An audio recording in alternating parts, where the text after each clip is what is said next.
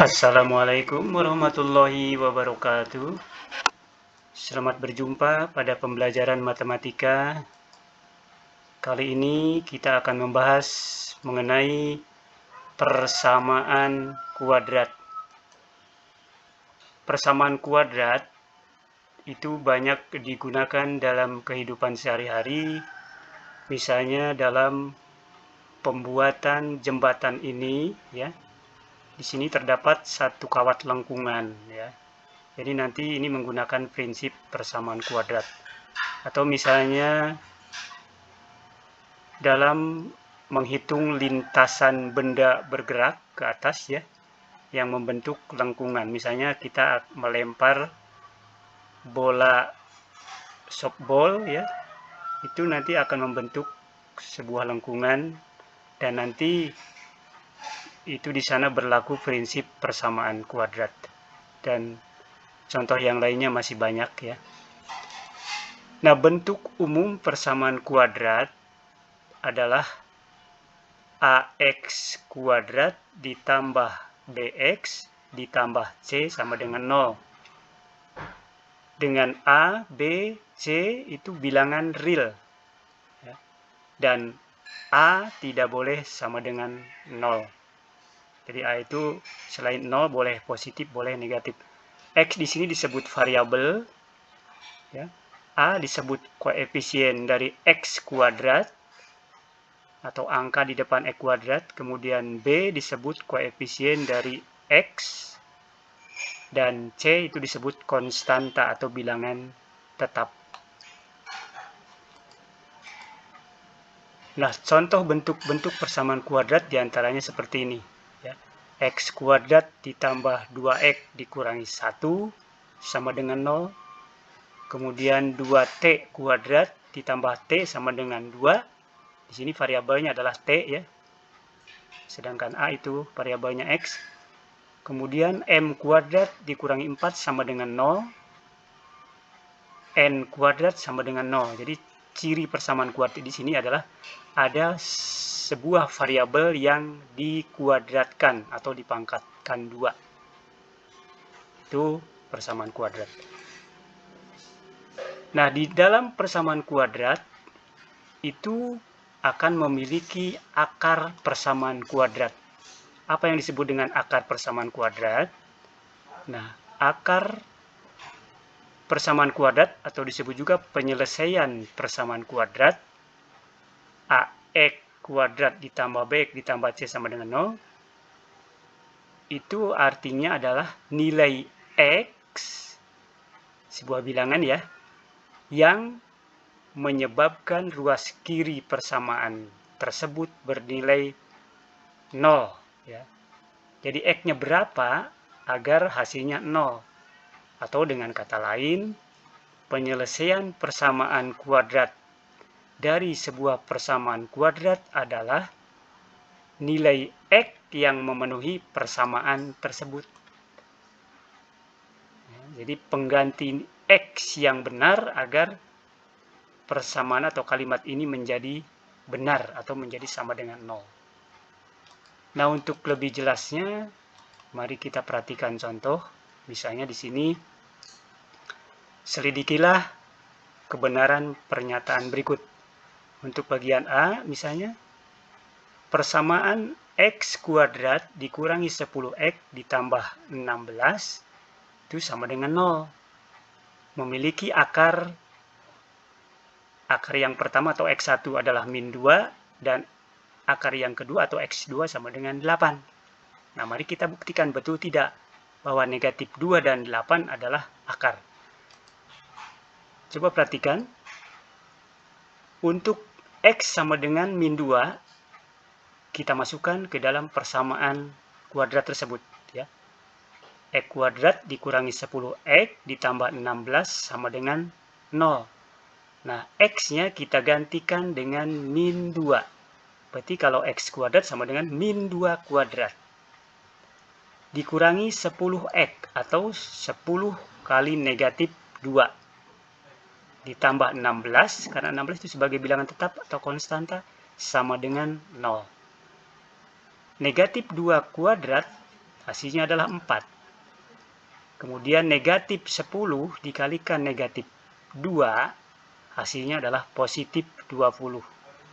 Kemudian tambahkan lagi dengan 16 sama dengan 0. Jadi 16 selalu mengikuti ya. Kemudian jumlahkan 4 ditambah 20 itu hasilnya adalah 24. Ditambah 16 sama dengan 0. Nah, hasilnya 24 tambah 16 itu adalah 40 sama dengan 0. Coba kalimat ini betul atau salah? Jelas salah ya, 40 itu tidak sama dengan 0. Maka mengakibatkan kesalahan ya. Nah, kita buktikan sekarang yang 8. Jika X-nya 8, maka X kuadrat sama dengan 8 kuadrat. Negatif 10X artinya negatif 10 dikalikan 8 ditambah 16 sama dengan 0. Nah, 8 kuadrat hasilnya adalah 64. Negatif 10 kali 8 negatif 80 ditambah 16 sama dengan 0. 64 dikurangi 80 hasilnya adalah negatif 16. Kalau ditambahkan 16 hasilnya adalah sama dengan 0. Maka kita dapatkan 0 sama dengan 0. Ini mengakibatkan pernyataan yang benar. Oleh karena itu, di sini dikatakan bahwa 8 adalah akar dari persamaan X kuadrat dikurangi 10X ditambah 16 sama dengan 0. Sedangkan negatif 2 itu bukan akar dari persamaan tersebut.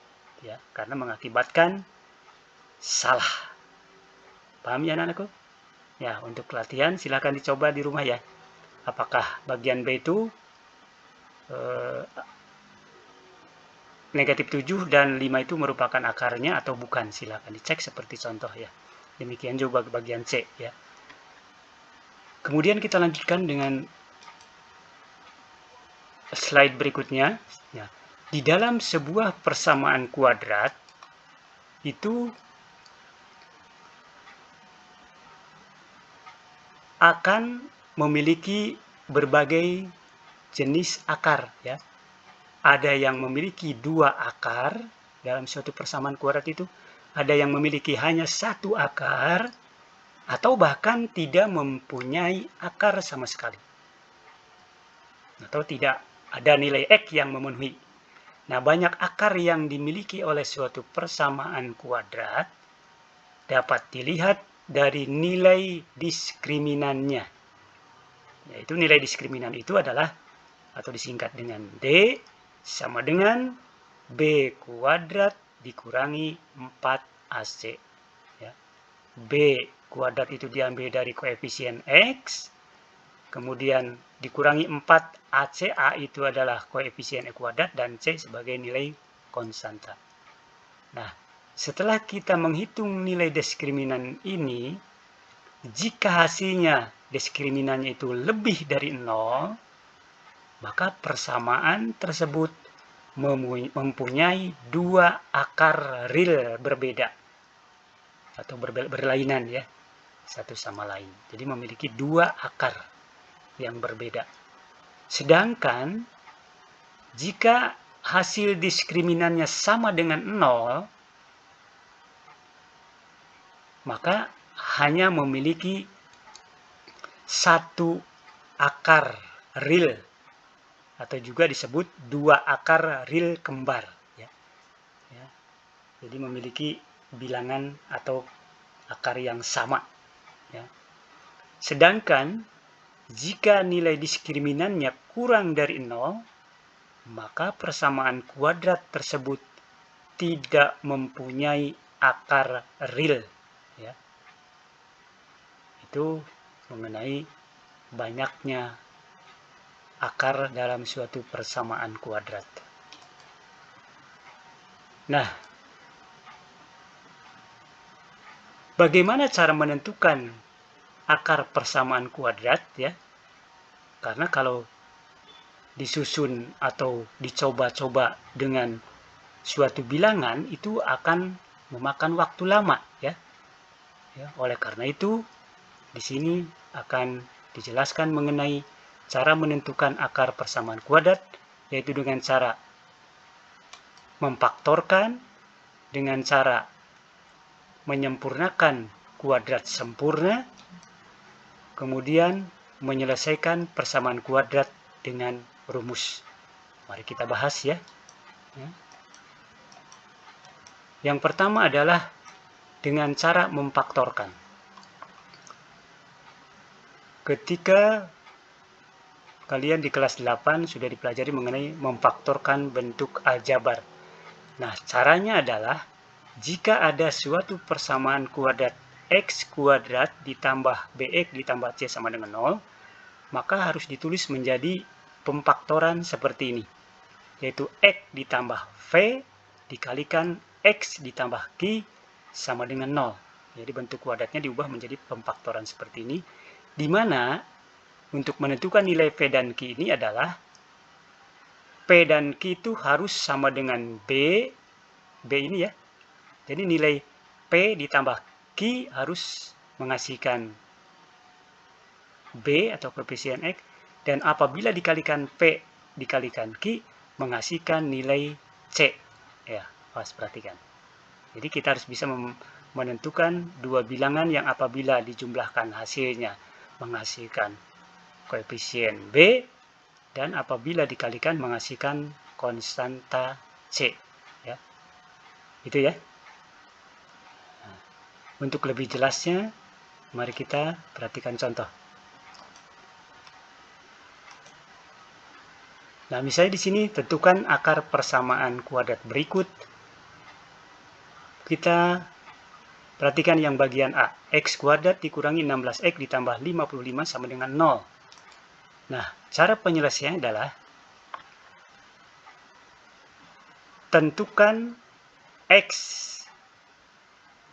dikurangi berapa dan x dikurangi berapa agar menghasilkan persamaan tersebut. Nah, berdasarkan tadi ya, untuk menentukan angka 11 dan 5 ini adalah tentukan dua bilangan yang apabila dijumlahkan hasilnya adalah negatif 16, yang apabila dikalikan hasilnya positif 55.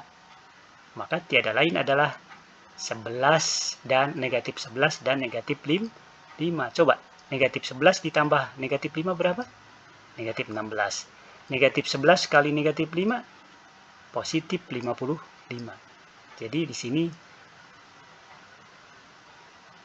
mendapatkan dua bilangan ya, min 11 dan min 5. Sehingga untuk mendapatkan nilai 0 maka salah satu faktor ini harus sama dengan 0 ya.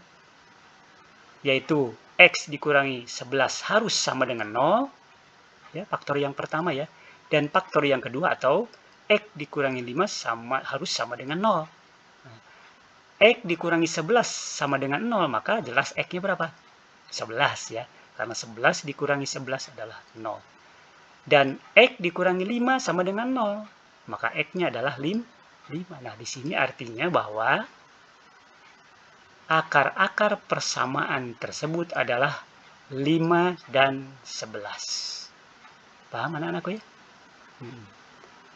Itu cara memfaktorkan. Misalnya contoh yang kedua lebih jelas.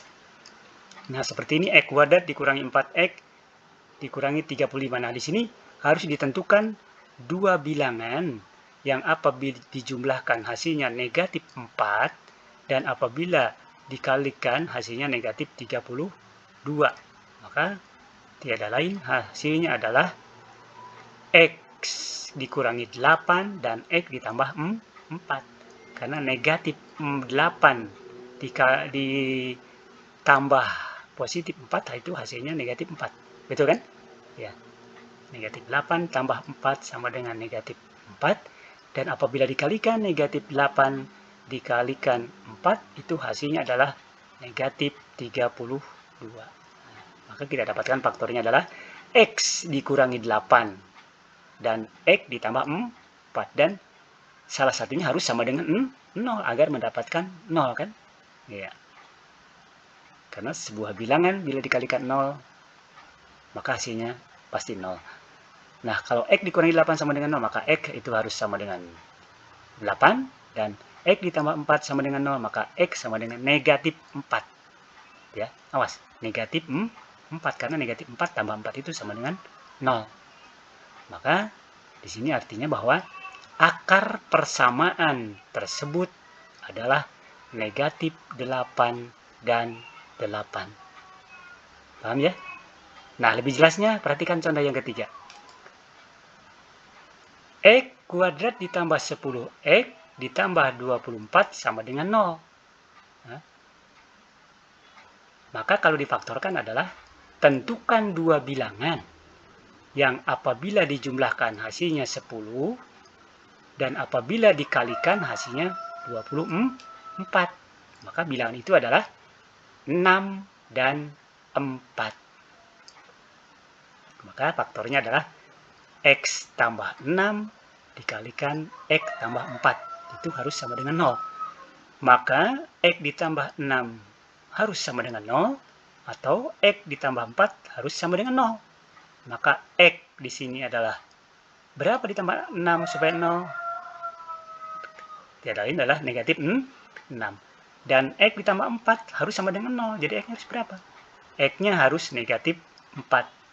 Jadi di sini akar persamaan tersebut itu adalah negatif 6 dan negatif 4. Ya.